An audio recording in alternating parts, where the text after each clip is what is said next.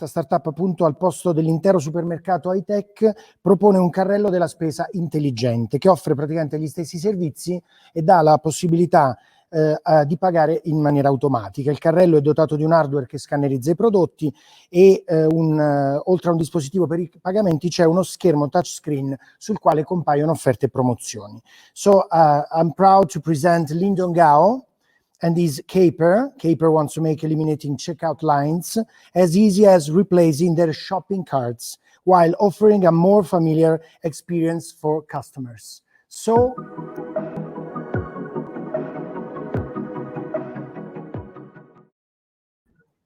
Hello.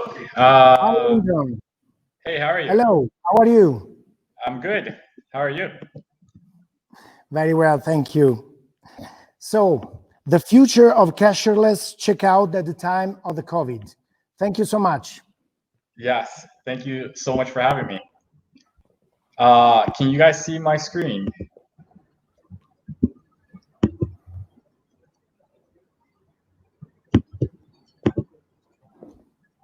Okay, perfect. So I am going to start on discussing a little bit about the future of autonomous retail. But before we kind of get started, I want to quickly just go into the market here. A lot of people are not aware that average shoppers, consumers actually visit grocery stores about 1.6 times per week, which is a very, very large and frequent exercise. Grocery overall is 7% of people's total discretionary spending, which if you compare to about 10% for rent and real estate, this is the second largest discretionary spending that we have observed. But kind of in the grocery space, especially during this COVID period, I think a lot of people noticed that even though a lot of businesses were closed down, grocery stores were still the ones that still remained open. And prior to COVID, more than 97% of grocery was still offline. And even after COVID, grocery offline transactions still remain more than 90% of the total transactions. But when we examine this space and we think about what does e-commerce players do, how can they fulfill their inventory, you realize that more than 100% of Instacart and also Amazon also shipped, they're actually fulfilling their orders inside physical stores as well, as opposed to a dark warehouse. So this brings us to a very, very big and interesting part of what are some of these leaking roof situations for the retailers. Even though this industry is very large, we've seen that over the past 100 years, if you walk into a grocery store 100 years ago versus if you walk into a grocery store today, it's basically the same. Physical retail has not changed, even though technology has made strides of advancement.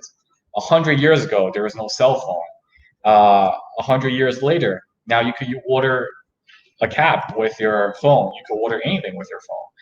But physical space still remained the same. And retailers are struggling here as well. So they're struggling from increasing minimum wage. They're also seeing a lot of e-commerce chipping away their customers, right? You have Instacart and Amazon trying to say, hey, instead of visiting my grocery stores, now you can shop it online. And as Generation X, Generation Z, and the millennials grew up with a screen in front of their faces, consumers also value experience in physical retail. Going to physical retail is no longer an act of just going there to get the necessary items. It's not a necessity, but more of an experience now. People walk into retail hoping that they could find a good retail shopping experience. So their expectations change. And on top of that, in the physical stores today, you see a lot of competition from these traditional e-commerce players. For example, you have Amazon that's going around acquiring a lot of physical store companies, Warby Parker opening local stores, Casper, and so forth. So all of these are a lot of the leaking roof situations for retailers. So Amazon Go came out with a really innovative cashierless technology about 3 years ago, where they reimagined a store whereby customers could directly walk into the store, grab anything that they want, and just leave the store. The technology is so cool that it feels like it's stealing. And that leaves a lot of retailers kind of scratching their heads and like, hey, how do I build an autonomous store? So I want to dissect this down for you. What is the necessity in building a successful Amazon Go store? The number one question that you need to ask, and the number one thing that they need to solve, is the who question, which is who is coming to the store or who is doing the payment, right? Because at the end of the day, whatever they get, someone needs to pay for it. So who? How does Amazon Go resolve the who? They resolve the who by asking users to download their app, and then after you download their app, you have to tie your payment methods directly to the Amazon app, such that you can identify yourself before you log in, which is quite a number of steps just at the entry level. But also step 2 is these are cameras, ceiling cameras in Amazon Go, and they have hundreds of them in a very small 800 square feet space. And what these cameras are effectively doing is they're using object tracking. So each human becomes a particular object that they will track throughout the entire store. So once you have your payment binded to the app, as you walk through the store, these cameras follow you all around. And that's exactly how they know who should be doing the payment. So now you have figured out the who. You need to figure out the what, which is what are you buying and what do you need to pay for, right? And how much these items would be. So how Amazon Go has been able to achieve this is, number one, is they have layered shelves with weight sensors. So all these shelves are not your average common shelves. These are layered with small weight sensors, and each of these shelves are connected to a power cord and an Ethernet cord. So they could timely send all these information. So as soon as they pick up the item from the shelf, the weight sensor is triggered, and it ties that information directly to the overhead cameras that has been tracking you. And there are a lot of cameras.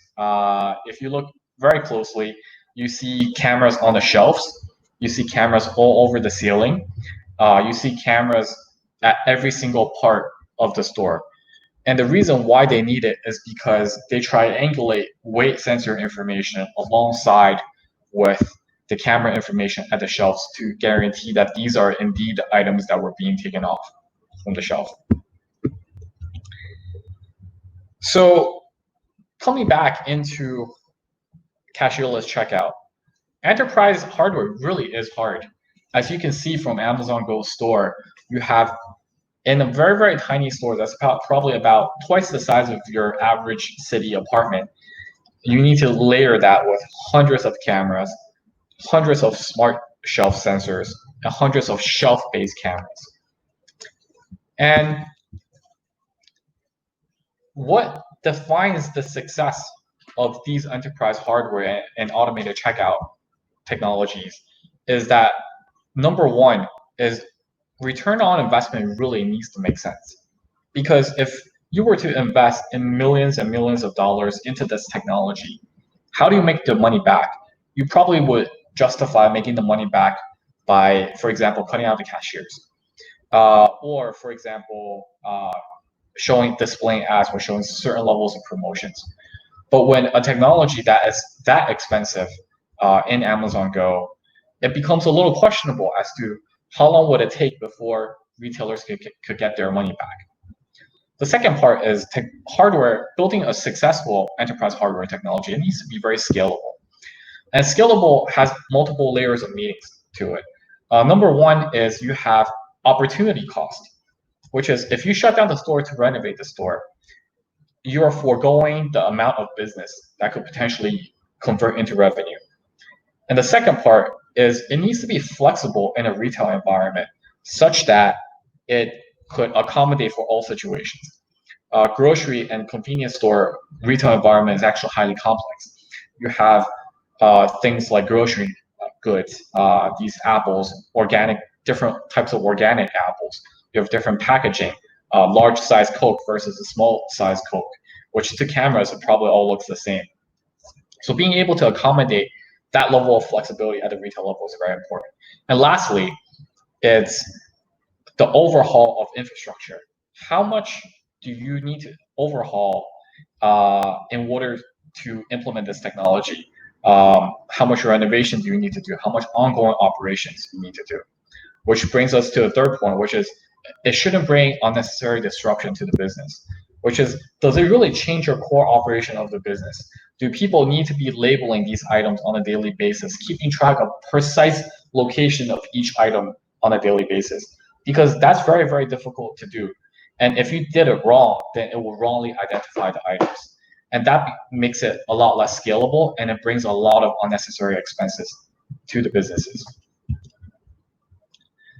So how we've been really imagining the future of autonomous retail is something that fulfills the three requirements that I mentioned before.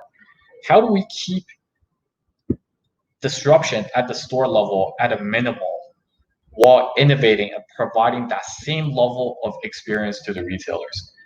And as we could see from Amazon Go, overhead cameras could potentially introduce a lot of infrastructure overhaul. The shelf cameras could potentially introduce a lot of operational overhaul. Our idea is, if we could compact all of these sensors, the computer vision, the sensor fusion technology, directly into a shopping cart, we could realize the same level of experience as Amazon Go while achieving the three goals as I mentioned here before, which is making sure ROI makes sense, scalable, and does not bring unnecessary disruption.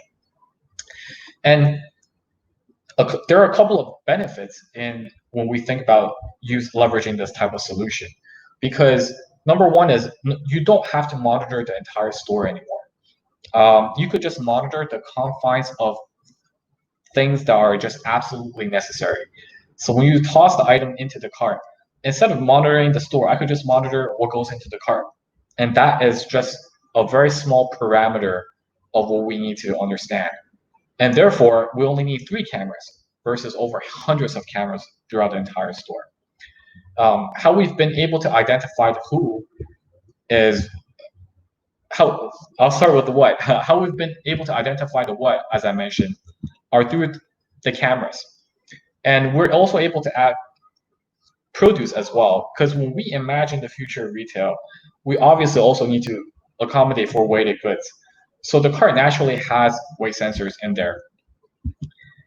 And in the beginning, when we think about how do we identify the items, we're not going to have all the images inside the store on day one. We're going to have 30. Average grocery store or just average convenience store has over 10,000 items. A larger grocery store has over 100,000 SKUs. Collecting images on every single one of them will be extremely difficult.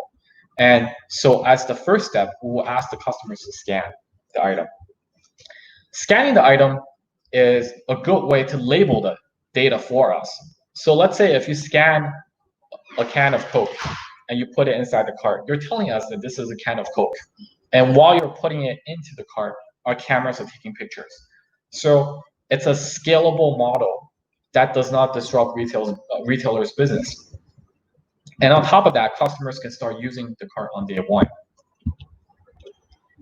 And after they're done scanning, they could directly pay on the cart, which simplifies the experience of having to download an app and tie your payments to it. And once you're ready, you could directly pack your items and leave. And this is a footage of what goes on inside the cart as people are putting in the items. While customers are labeling items for us, we're also in the background running computer vision models to backcheck against what they have put in. And leveraging that, we're able to build a very comprehensive analysis of computer vision at each and every single item level to identify the what. So these are a couple of images to share that we have captured inside our cart. And we leverage a lot of the already collected images as what we call the ground truth image. And we compare the items that are being placed inside the basket to directly create a match and identify the item without scanning. So this is a quick video of our scanless experience that's already inside one of our stores in one of the aisles. What you have noticed here is, as you're putting the items in, there's no need for scanning. And these items could actually look fairly similar as well. So if you look at the two Stacy chips, it looks almost exactly the same, but it's able to differentiate the difference. And how we envision the future is going to be is that something like this would enable the same level of scanless, seamless cashier-free checkout system, while not requiring the large amount of infrastructure installment inside the store. And overall, we use less than 0.01% of Amazon Go's total compute on a per second basis, because the amount of surveillance that we have on our camera is a lot smaller than what it is inside a typical Amazon Go store. And coming into identifying the who, this part is fairly easy. Again, as I mentioned, instead of downloading the app, we could directly leverage an existing payment terminal to identify the who and process the payment. Now, how we see the future of retail is really not just cashierless. I think that's really a small portion of the overall retail experience. What we think are truly the most valuable part is the entire shopping journey, not the checkout piece. So how we really want to see this is when customers walk into the store, you could just pick up the cart, right? And you can start browsing through the store. And as you travel down the produce aisle, it'll give you a ping. It'll tell you, hey, there is a nearby deal of tomatoes that are on sale, right? And then you can pick that up. And if I want to find where the item is, say gluten-free spaghetti, I could directly search it up on the tablet, directly on the smart cart, and it will tell me that a gluten-free spaghetti is in aisle 2. And once you found it, now we could say, hey, given that you have tomatoes and gluten-free spaghetti in your cart, how about we give you a recipe recommendation for meatball spaghetti? And on top of that, maybe you also forgot Parmesan cheese, which we could give you basket-based recommendations for. And once you're done, only at the end of the journey does the checkout make sense. So as you can see here, consumers on average spend more than 40 minutes shopping through the entire store. They probably spend about 5 minutes at the checkout. The pain point and the enrichment of the experience that retailers really need to focus on is the entire shopping experience and the journey, as opposed to just that one checkpoint of line busting for the customers. And the automated checkout space in the COVID-19 environment has really introduced a lot of interesting challenges and but also a lot of opportunities for us. But first, when we take a look at the overall industry, we notice that COVID-19 is a net positive for the grocery industry, whereby you see that a lot of the demands has really shifted from restaurants into retail/grocery. E-commerce has really grown, but also at the same time, the overall sector of the grocery sector has grown. And what is the net impact on grocery environment? Restaurant businesses are down by more than 40%. And as we're being locked in, we start developing this habit of cooking at home. And this will stick around for a prolonged period of time. It's not just going to recover immediately. For example, me and my girlfriend, we used to never cook at home. Now we always cook at home. And we believe this habit is something that will stick around. And also online grocery is up by more than 80%. But this will also mean that since online groceries are fulfilled at the physical space, stores will continue to handle a large amount of traffic from the customers. So the ability to handle throughput throughout the store and going forward is going to remain very critical. And on top of that, grocery business is up. COVID has prompted a lot, but COVID has really prompted a lot of problems across kind of Europe, US. You see that on a cashier line of work is considered a dangerous work situation. So a lot of the employers in the retail space will have to think about whether or not they're putting their employees at risk and whether or not there could be potential lawsuits. And on top of that, cashiers are collecting a lot more unemployment benefits than they do when they work at a regular job. So there's a lot less incentive for people to work in a dangerous line of work that does not pay you very well. So a lot of retailers and grocers currently are scrambling to actually find people who could take on the jobs of these cashiers. So there's a labor deficiency that we're observing in the market as well.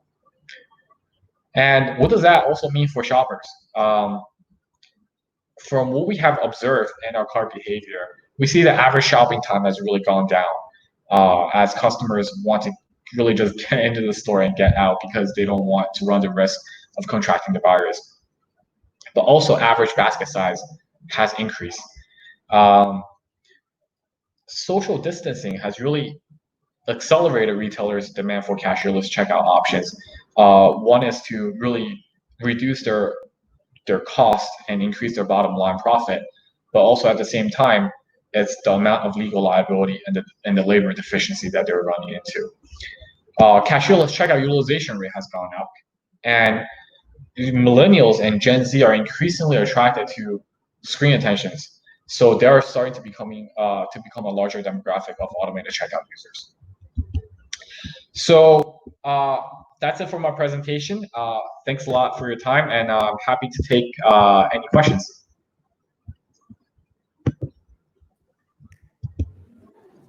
Thank you, Lindon. First, let me say that your system is wow. Thank you. The first question is just to know how much money do you need to go global? But the real question is, even in Standard, reporters wrote that Amazon Go is not perfect and your startup can be even better. Have you received actually any interesting proposal? From retailers? By Amazon, no. Yes. Since we're running in a similar space, but we have been working with a lot of some of the largest grocery chains across the U.S. We are working with probably 4 of the top 10 largest grocers in the U.S. And especially given the COVID situation, Caper is also trying to do what we can to potentially give out some of the free cards to these retailers to alleviate their COVID situation as well. Okay. Thank you, Lindon.